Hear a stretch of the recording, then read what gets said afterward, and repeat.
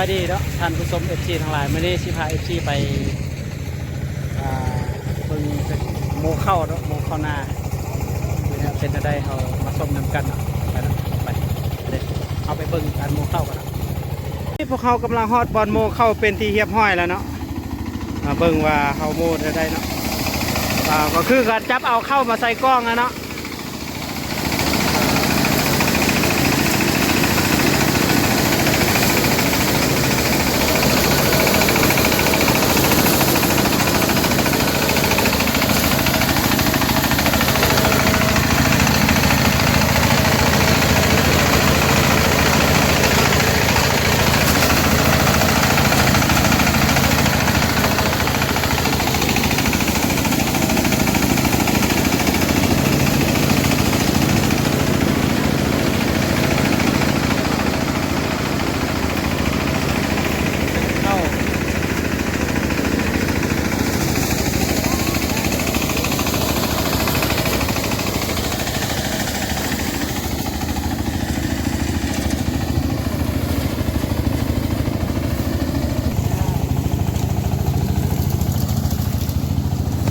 เป่าแล้ว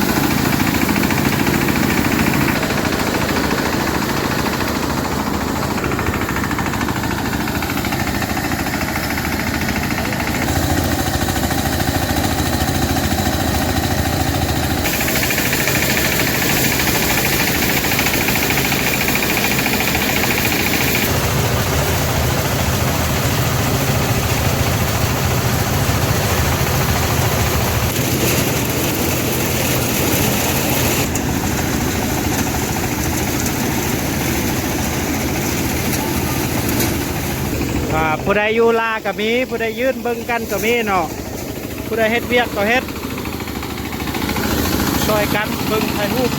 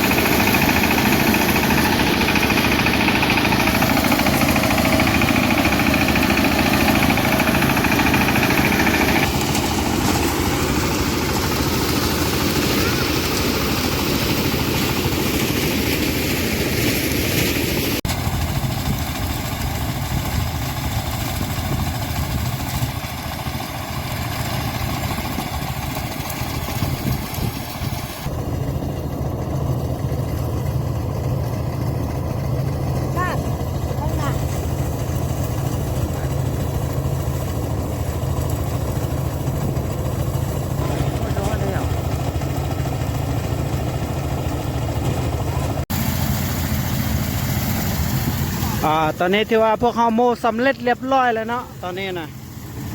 สำเร็จแล้ว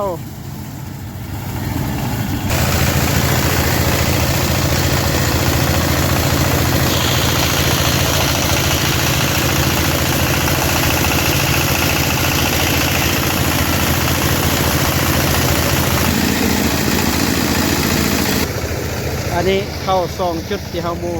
อันนี้คือชิเมื่อยนักอันนี้นะ